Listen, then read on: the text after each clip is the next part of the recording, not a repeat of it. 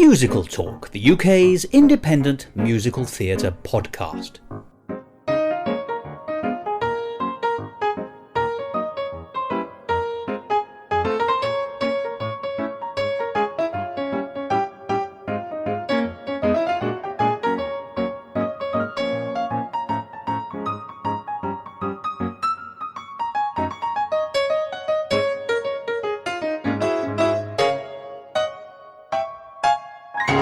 Hello and welcome to another edition of Musical Talk. I'm Thos. Am I really the only one who wonders why Dolly from Hello Dolly never said hello back? So rude. Well, as you must know by now, the Edinburgh Festival Fringe is in full swing. And there's still plenty to see up there. Don't forget, not all shows go for the full 3 weeks. Some shows just go for 1 or 2 weeks, and so it really depends when you go during the run of the Festival Fringe as to what you get to see. I think it's partly that random nature of gathering what you can from what there is, which is constantly changing, which makes it such a dynamic experience. So, if you are going to the Fringe in its last week, stick around to the end of this programme and you'll hear our recommendations on some of the best shows that we think you might be interested in seeing. Those are the shows that I got to see when I was up there last week. But there are still shows opening at the Edinburgh Festival Fringe, and we're going to be looking at one of those now. Today we're going to be talking about a show which is already well known to listeners of Musical Talk, which is called Chwedl, Fairytales from Wales, and which is just about to open for its run at the Edinburgh Festival Fringe, because it runs from Wednesday the 23rd until Monday the 27th of August. That's the bank holiday. Very much the last day of the Fringe. And of course, it's a show which has been taken up to Edinburgh by our old friend David Herzog. And as you'll recall, since early in the year, we've been having occasional audio blog entries from David Herzog, telling us about this show as it develops. Well, as it's about to open, I thought it would be very interesting to put those blogs together to make a complete episode. And what this gives us is something quite unusual, because although we talk about the development of shows a lot here on Musical Talk, it's one of the things we're very interested in, we never really hear a point-by-point analysis of the development of a show as that takes place. But of course, with David's blog entries, that's exactly what we've got. Here are, if you like, pickled in time, steps on the way to bringing a show to Edinburgh. In this case, Chwedl, Fairytales from Wales. So, what's the show about, I hear you ask? Because I have tremendously acute hearing. Well, it's described on the Ed Fringe website in the following way. A fun-filled 45-minute romp through ancient fairy tales and folklore legends from Wales. Delve deep into the stories, myths and language and delicious cultural intricacies that make Wales the beautiful and mysterious place it is. You'll have so much fun, we'll have you proudly shouting Chwedl by the end of the show. And in case you're wondering, as indeed I did, I went off and did some research. Chwedl, and I'm not sure I pronounced that properly, is described by the Oxford English Dictionary as a stirring feeling of emotional motivation and energy. Basically, it's a word that means uplifting or feeling uplifted, which sounds a pretty good way of describing a show, I hope. Well, that's enough from me. Let me deliver you into the hands of your courier for today. That's David Herzog, as we travel together through the steps of his audio blog on his new device show, Chwedl, Fairytales from Wales. Musical Talk.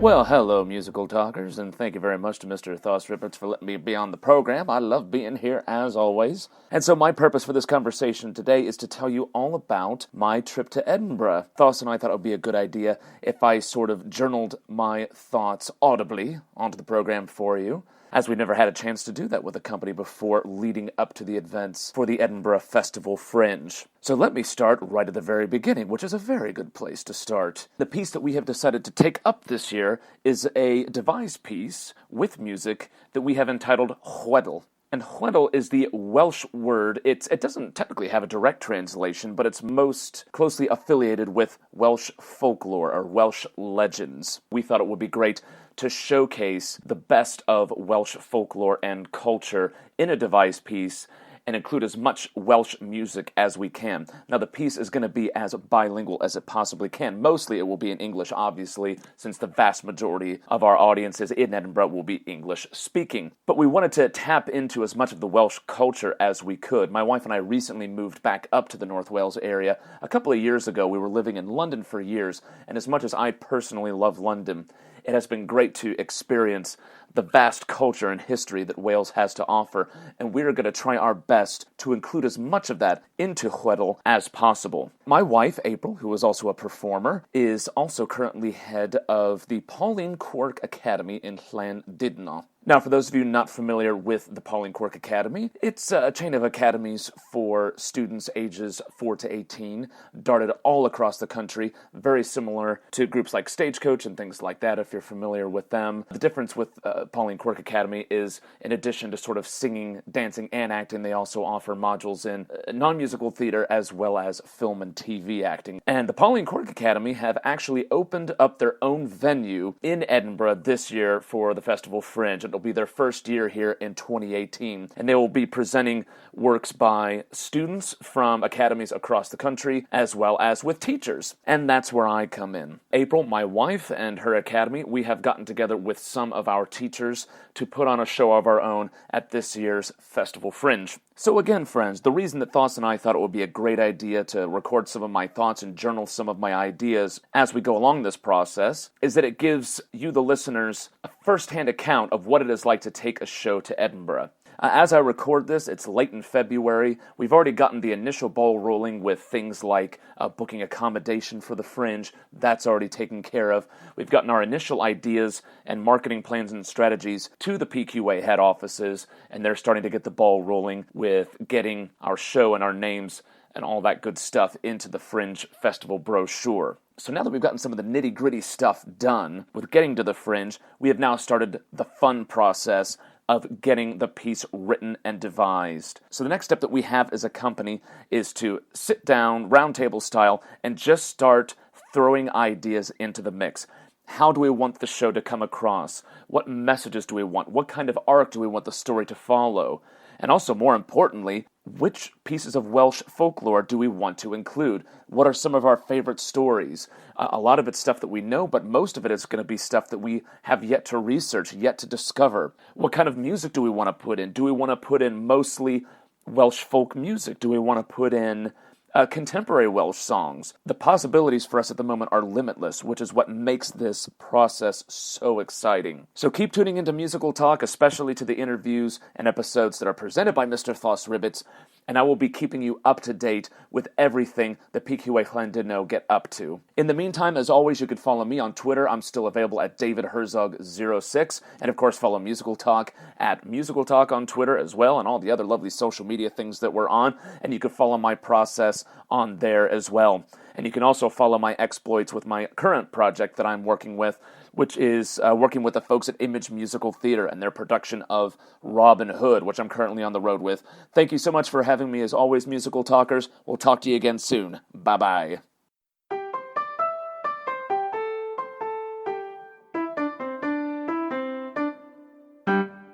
Musical Talk, the UK's independent musical theatre podcast.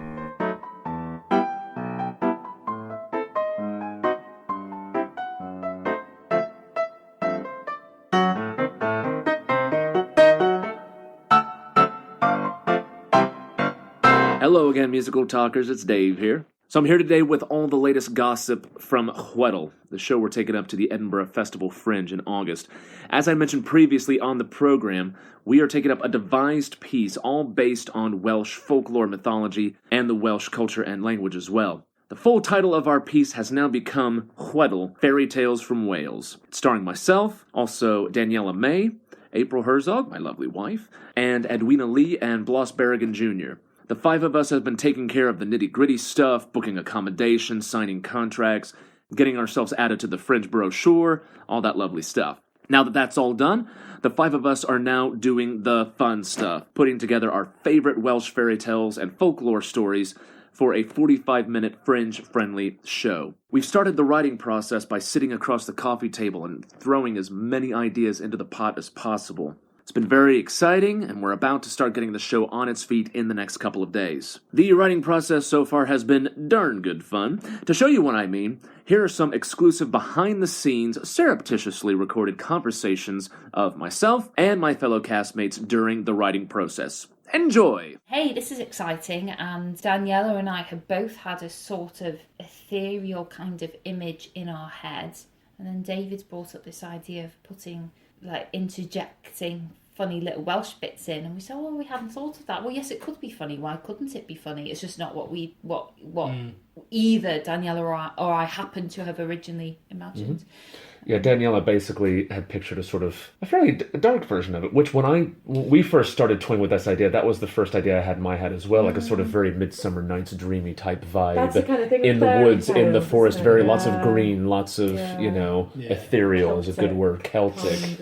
Now to know this next story, you have to know how to pronounce this letter. This letter is the letter Ech, which is the CH. And it's like, now you Scotsmen and Scots, you Scottish folk will have no problem with this. Of that, because when we saw one in Edinburgh, and you went into a bar and it was just you didn't know who was in the cast. Oh, I see. Yeah, we could be sitting around and joining in with the audience. Oh yeah, I'd love something a bit unusual like that, and because we've got that in the round space, and it looks like I don't know how flexible it's going to be, what we can do with it, but it's not us and them, it's not end on. Yeah.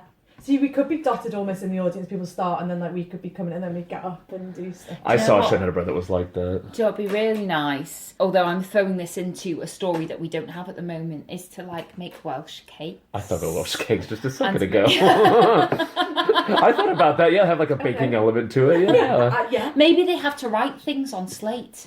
I don't know why. Because we have a lot of slate in North Wales. People love free food. Feed them some Welsh. Feed them some Welsh whiskey. Don't do that. That's expensive. I always thought about making it a bit like a children's show, because I adore. Ultimately, it might be it'll be very family friendly because it's PQA. Well. Oh, we've got a 3 o'clock slot or a 4 o'clock. It's afternoonish. We've got puppets in it as well. Yeah. Well, I've done shows that adults have loved, but they're for kids. Oh, sure. You make it good enough. Yeah. But it sounds like we definitely want that sort of interactive element, or relaxed. Yeah. I love that kind of element, when performing and you're talking to the audience. Welsh language in particular, and a lot of the names of places, just even the names of places are so I don't know, no one outside of Wales has any clue how to say it. Yeah. Which fascinates me. And I've always said that to April as well, haven't I? We could do a Welsh rap. If you go on YouTube, there's this video, and April's it's writing just the rap. The rap is in English, but he goes, "Oh, do you know what they call a microwave in Welsh? It's a popsy ping." Which, by the way, it isn't. But that's neither here nor there. For all intents and purposes. Microdom, it's fine, or something like that. Anyway, they end up going into this song. You should look it up, and it goes something like, "Put it in the popty ping." Oh yeah, I forgot about that. That's amazing. It's funny. I could watch it for ages. We could wrap the house down. How white and kind of middle class I am. It's amazing how many shows I've actually rapped in. Another instance. None that I've seen. Okay. Chwedl, Fairytales from Wales will be at PQA venues in Edinburgh from August 23rd to the 27th. Tickets will be available on the Fringe Festival website. Thanks as always for having me on the program, friends, and thank you, Mr. Ribbits, for being so gracious. He is as kind as he is handsome. We will catch up again soon once the show is more on its feet, and as we get more into the rehearsal process. At that time, I will have some exclusive interviews with the cast and writers of Chwedl, Fairytales from Wales. In the meantime, if you'd like to stay in touch, and let's face it, why wouldn't you? You can always find me on Twitter at DavidHerzog06, and you can follow our show on Facebook at Chwedl, Fairytales from Wales. Thanks again, friends. We'll talk to you again soon.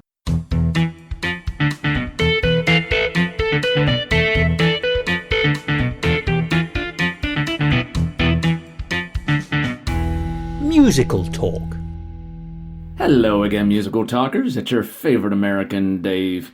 Thanks for having me back on the podcast again, as always. And I am back with another Edinburgh Festival Fringe update for our show, Chwedl, Fairytales from Wales. Now, since we've last spoken, we have finished up work on the script, we have started blocking, and we are now into the final couple of months running up to our Edinburgh run. And since we have finished our script, that means we finally have our completed story, and now I can tell you exactly what Chwedl is going to be about. What we have now landed on is a story about a character called Gwen, and the story opens with a tragedy that besets her family. And because of this tragedy and the mystery surrounding it, Gwen is raised by her grandfather, and the grandfather, to ensure the safety of Gwen, keeps her hidden away in the family cottage. And by the time we properly meet Gwen at the beginning of the show, she is coming of age, and her grandfather is in ill health. With nobody to properly look after her and to fend for her, Gwen has to take her first steps into the real world. But of course, what she discovers in the real world is anything beyond reality itself. Gwen discovers the fairy world of Old Wales, and she meets some unlikely characters who help her along her quest to not only find out about herself and what she is capable of, but these characters from Welsh mythology and Welsh folklore help Gwen achieve her ultimate goal of discovering her family's true history and helping her to uncover the mysteries surrounding her family tragedy that we had at the beginning of the story. So interlaced with all of this, like I said before, is going to be hopefully lots of songs, lots of dancing as well, all these beautiful little cultural tidbits that make Wales the interesting country that it is today, as well as it was back then when the story takes place. I hope that's enough story to whet your appetites for now. I don't want to give away too much, because anybody who's going to be at Edinburgh this August, I would love for you to come and see the show and discover all the intricacies of the plot yourself firsthand. And you can, of course, do this by buying your tickets now at edfringe.com. You can also follow the show Chwedl Fairytales from Wales on Facebook. And to make things even more interesting for this blog entry, I have yet again more fascinating recordings from our rehearsal session. Like I said, we are now firmly entrenched into the blocking and rehearsal process. So let me take you directly to a couple of moments that myself and my wife April had while writing and preparing this show. Enjoy! Can I focus for a moment on, I'm just under Act 1, Scene 4, where it says Gwen is led into the centre of the Fairy Falls, because I think what I'm about to bring up might help speed up rehearsals a little bit. I imagine Fairy Falls, I've actually got this stuff in the car, you know all the blue stuff I've got? Yeah.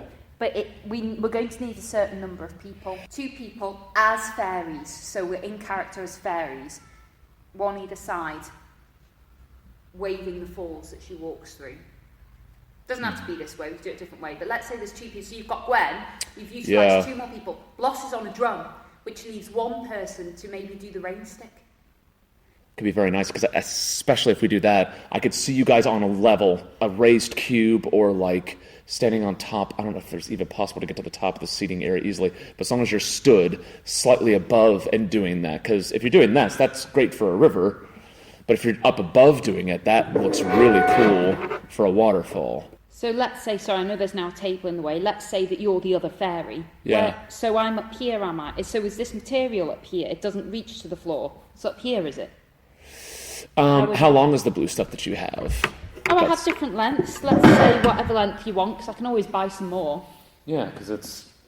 Yeah, so if I'm on the other side, we might be a bit closer together so that she could actually come through it. But it is just kind of like, and then... Oh, I see. Keep it as much of so. So it's taller, so it's still going to the floor, but it's lovely and tall, like a waterfall. Yeah. I understand. We could even do that on a couple of chairs, let's face it. If we get the right... We're going to need some chairs for things. If we get the right looking chairs. Yeah. Some wooden chairs that could be used scene after scene after scene. Yeah. My only thing is, I wonder at this point whether the drumming could have stopped, whether the macabre music is us lot in harmony, so that Bloss can do the rain stick, because I think the rain stick would be a lovely touch. I think it's in keeping with the style that we're doing. So if he's not drumming, if he could do the rain stick, and we've got some eerie, and it's magical.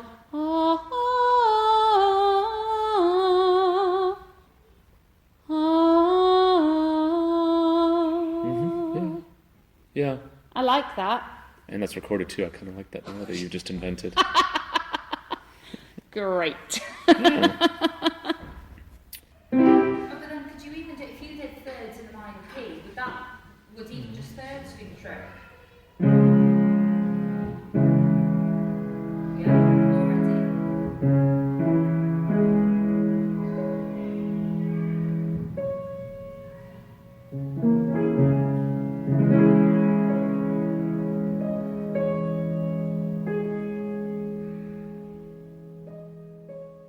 Yeah, That's all for me this week, Musical Talkers. Thanks as always for having me on. And thank you very much to the very warm and kind Mr. Ribbits for adding me on to the end of one of his many lovely episodes. Follow me as always on Twitter at DavidHerzog06, and I'll see you at the theatre, folks. Bye-bye.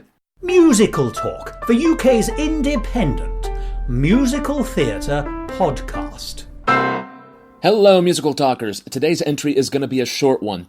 I've already had the chance to fill you in on the premise of Chwedl, and you can catch up with more of our day-to-day exploits on Facebook at Chwedl Fairytales from Wales, and we now also have a Twitter and Instagram handle for good measure as well. There's lots of exciting stuff happening as we are quickly approaching our Edinburgh run from the 23rd to the 27th of August, and of course the Festival Fringe itself is now off and running as we speak. So since we're getting down to the wire of our rehearsals and getting started with all of our plans for arriving in Edinburgh and getting our tech rehearsals sorted out, getting ramped up for flyering on the Royal Mile, and getting the show up and onto its feet at PQA venues, today what we're going to do is whet your appetites with a lovely and entertaining interview I did with two of our wonderful cast members, the first of which being Ms. Daniela May, who is playing our lead character of Gwen, and also Ms. April Herzog, yes relation, who is playing several characters, of which she's going to tell you about here in just a moment. Back to North Wales we go, friends. Keep your arms and legs inside the car at all times. My name's April. I'm the baker and the lady of the lake and a Tulworth Teg and a goat. Lovely. I'm Daniela and I'm playing Gwen. And that is it, just Gwen. Hello, folks, and thanks for having us on the program. As always, we are coming to you live from a genuine Welsh pub. But of course, since this is an audio podcast, you're just going to have to take my word for that. I am here talking to a couple of fellow members of my creative team for Chwedl Fairytales from Wales. And Daniela, let's start with you, since you're playing the lead, the fair Gwen. Could you tell us a little bit about the character that you play in the piece, please?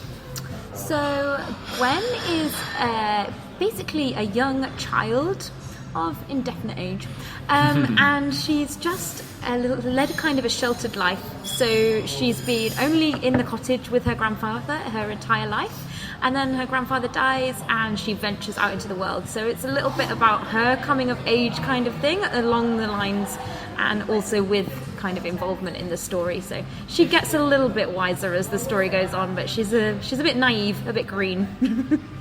What are your favorite parts about playing this character so far? She's really fun because she is so naive. There's just a nice innocence to her. She's energetic, and that childlike quality of that eagerness to just do everything and get it done now. So yeah, that's really fun to play. What's been the hardest part about playing her so far? Probably just trying to stay energetic for the whole time. Yeah. Especially in some of the more darker scenes. It's trying to find the light within that as well, so that you get the balance right, because it's not all just a kind of jokey and lightheartedness, but also that you don't want her to go quite dark because she is a child and you still want the fun within it. So yeah, it's just finding that balance in some of those scenes, I think. We're going to be going up to Edinburgh, of course, in a couple of weeks' time, and this is your first time going to Edinburgh for the Fringe, is it not? It is. What are you most looking forward to?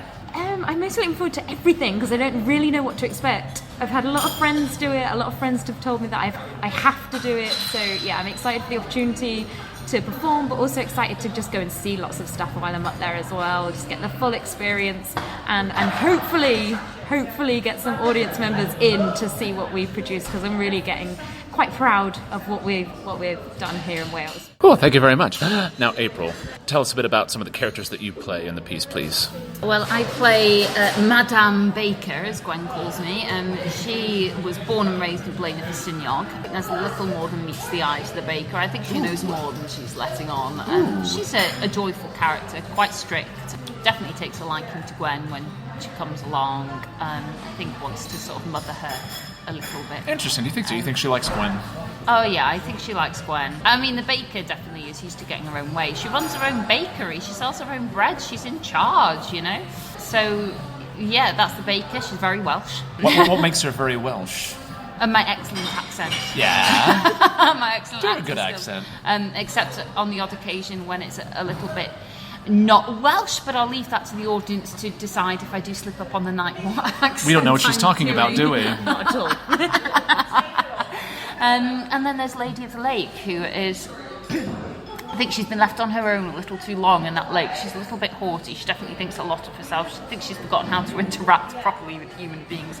She thinks a lot of herself. She's only had herself in her mirror as company for such a very long time. She also knows an awful lot. I think this is something that comes up a lot with the characters that Gwen meets. I think they all know more than they're letting on. The Tulworth Teg, of course, as part of the ensemble. I play one of the fairies. And then my favourite character, the goat.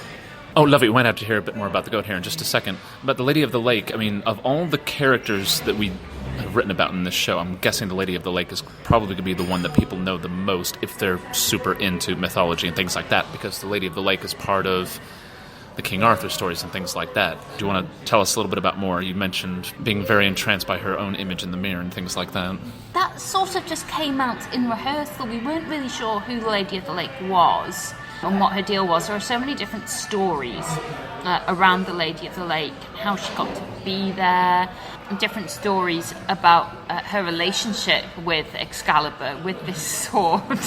So we tried lots of things in rehearsal where Daniela, playing Gwen, had the sword but was sort of distracted as Gwen and wouldn't give it to me. So we sort of played with that idea of the Lady of the Lake trying to get hold of the sword. We didn't use that in the end, but it was an interesting exercise that I think helped inform how we were going to play this character.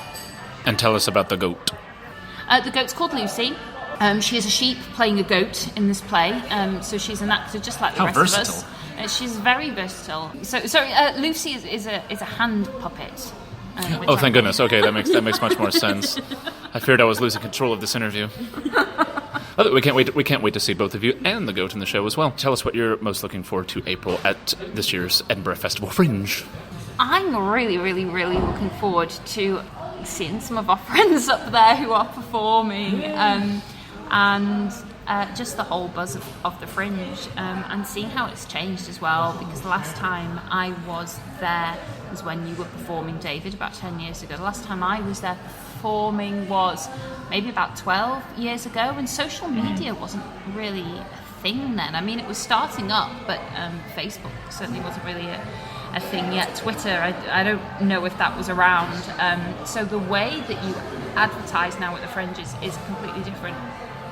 So I went to a marketing seminar run by the lovely people up at the Fringe the other day online, and that was really, really interesting and really useful, just looking at how to use social media, how to use Facebook, how to use Twitter, how to use Instagram, and they were all things that I didn't have to think about 12 years ago when I went up there.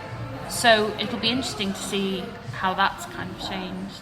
Friends, this is my absolute last chance to tell you to buy your tickets now for Chwedl, Fairytales from Wales. Our pre-sales are actually doing very, very well at the moment, which is extremely encouraging, so buy your tickets as soon as you can, please. And you can do so, as always, on the Fringe website. It's running from the 23rd of August until the 27th at PQA venues just off the Royal Mile. Next time you hear my voice, listeners, will be from the Fringe itself. If you do get a chance to come along and see the show, please do make yourselves known, say hey, and I will be covering Chwedl live from the Fringe as best as I can, and also any other shows that I might be lucky enough to see, presuming that I can pull myself away from rehearsals and flying at any point. So I will hopefully see you there, listeners. On a sadder note, just before we go, friends, I just wanted to pay tribute to two Broadway performers who have gone to their rest recently.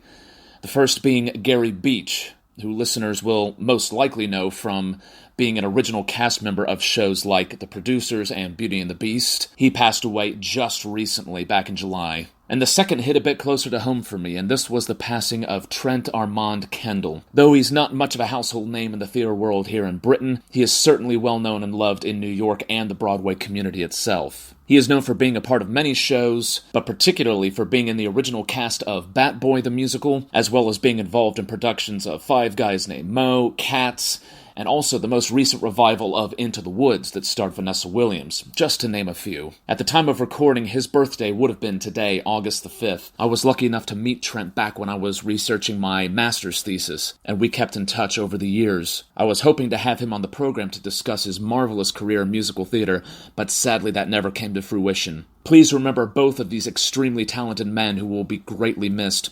Treat yourselves to some of their music right now, both of which can be found on YouTube and other music mediums. Thanks again for having me on the program, as always, Musical Talkers. Follow me on Twitter at DavidHerzog06 and follow Chwedl on Facebook, Instagram, and Twitter as well. Back to you, Thos. Musical talk. Well, there we are. David Herzog there, and the development of that show. I think it's really interesting to hear the different steps as they take place over a several-month gestation period. But of course now the show is ready to be seen. So how can you? Well, David mentioned it, but I'm going to repeat it. It's on between Wednesday the 23rd and Bank Holiday Monday the 27th of August, and you can see it at 1 o'clock in the afternoon at the venue known as the PQA venues at Riddle's Court, which is right off the Royal Mile. And PQA, as I've said before on Musical Talk, is the Pauline Quirk Academy. Riddle's Court is a tremendously central location. It's actually on the Royal Mile. You walk through a tiny little alleyway to get to Riddle's Court. It couldn't be more central if it tried. And, as promised, if you are looking for some recommendations on some of the best shows to see at the Edinburgh Festival Fringe as it draws to a close over this last week, then you've come to the right place. I've just spent 10 wonderful days in that fine city, and I've seen a host of musical shows. Some have since closed, but many are still available. And so here are some of the shows which I have rated either as 4 or 5 stars, which are still currently running. So, to begin, and in no particular order, let's have a 5-star show. One I described as immaculate perfection, and that's The Voice Behind the Stars. It's a one-woman show about the legendary Marnie Nixon, who of course we interviewed for Musical Talk some years ago. She's being brought back to life in the most amazing way by Eliza Jackson, and you can see that at the Assembly Rooms until the 26th of August. And then there's the Royal Scottish Conservatoire's main offering this year, which is Dirty Rotten Scoundrels. It's the musicalisation of the film from many years ago now, and it was on in London recently. But for my money, the Royal Scottish Conservatoire's version was better than London. In fact, it was priceless. And if you want to go and see that, you can. It's the full show. It starts at 11:30 in the morning, running for 2 hours and 30 minutes, and you can see it at the Assembly Hall on the Mound until the 26th of August. And then there's a show which proves that pop culture will ultimately eat itself. There is Ed Fringe, the musical review, which is one of those ideas which a lot of people have had, but as far as I can see, no one has actually managed to do anything with until this year. And you can see it at C2, T-O-O, which is at St Columba's by the Castle until the 27th of August. I gave that 5 stars and called it vivacious and witty. And then something very different indeed. David William Hughes's production of Elizabethan, which is an amazing piece. A very funny, light-hearted one-man show with real, genuine Elizabethan music, which is funny in its own right, but beautifully played by David. I gave that 4 stars and called it a witty gem. An amazing 5-star show was Thor and Loki, and that's been created by and stars the House of Blakewell, who are Harry Blake and Alice Keedwell, who are old friends of this programme. That has been getting stars aplenty, and I've added my 5, calling it glittering fun, a gem. And it really is, and tickets are selling very fast for that. It's one of the hits of the Fringe, so try and catch it at the Assembly Roxy at 7:15 each evening until the 26th of August. And then there's a show by another friend of this programme, Colin Malloy. That's World in Progress, which we previewed only a couple of weeks ago here on Musical Talk. Well, I saw it again in Edinburgh in its latest form, and I thought it was marvellous. I gave it 4 stars and called it an intelligent show with a stunning score. If you want to go and see that, you can. It's at the Space on North Bridge, which is the Hilton Hotel, and it's on at 10:20 every evening. And that runs until the 25th of August. Another highly recommended show, though not quite a musical, but it is certainly a play with music, is the adaptation of the Canterville Ghost, which you can see at the Pleasance Courtyard at 2:45 on the 21st, the 23rd and the 25th of August only. That is an amazing show and well worth catching. And then something a little bit offbeat, a 4-star show called Naylor Needs a Holiday, the musical. And Naylor is a Belgian name, and it's spelt N-E-L-E if you're looking it up on the Ed Fringe website. It was funny, delightful and a joy to see. And you can see that at Bruford at Summer Hall until the 26th of August, and it starts at 10:15 every evening.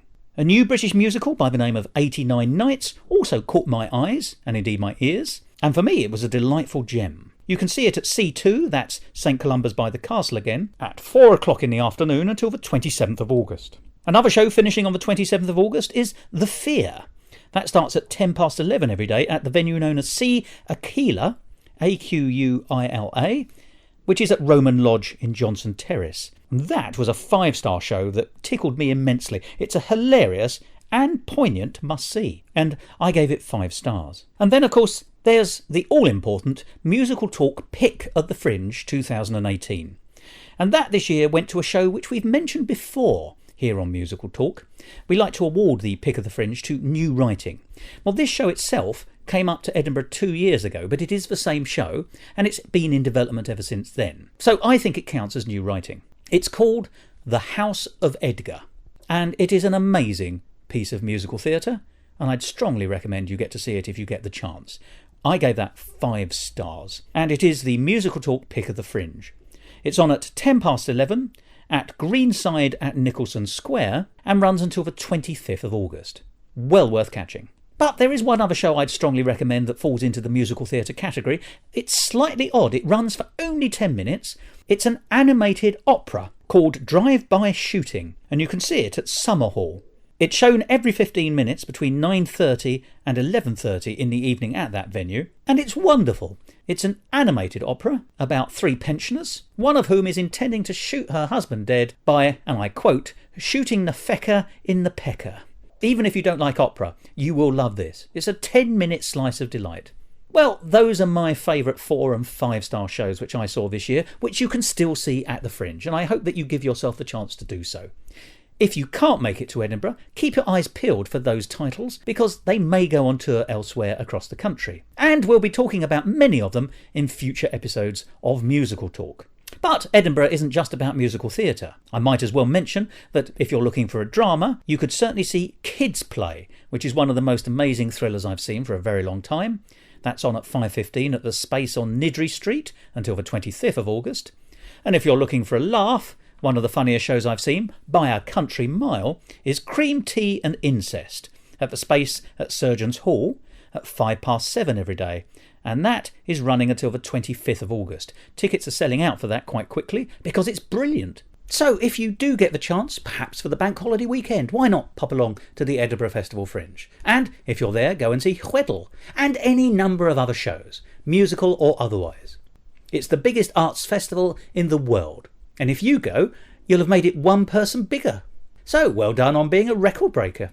Well, Musical Talk will continue with its extensive coverage of the Edinburgh Festival Fringe, even once the festival has closed. So do please continue to join us for the highlights of the things that you might have seen or you might not have seen. But I hope you will want to have seen once you've heard the episodes. But for the time being, I think it's time for me to say goodbye. Let me just check. Yes, my paperwork tells me that it is. So I'm going to do so. One must always obey one's paperwork. And what's the best way of leaving, I wonder? Well, I've also got that written down on a piece of paper. Oh, right, say that. Yes, OK. I'm going to say the word goodbye. And once again, the paperwork doesn't lie.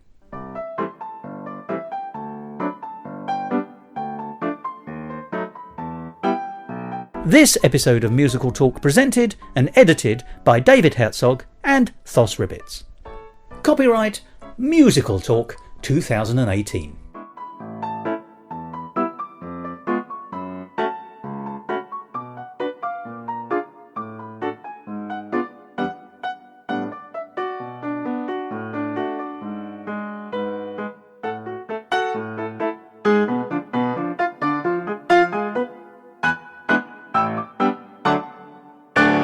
To find out more about the world of Musical Talk and listen to past episodes, go along to our website www.musicaltalk.co.uk or subscribe to us on iTunes and follow us on Facebook, Instagram and Twitter. And if you want to follow me on Twitter, you can at Musical Talk Thos.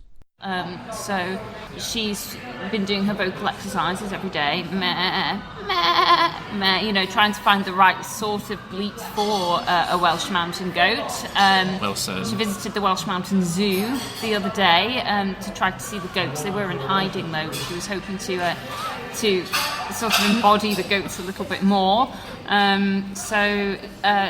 My name is April. I'm 30-something. Did you ask my age? No. Nobody asked my April. Well, He bobble bath, bear goblin,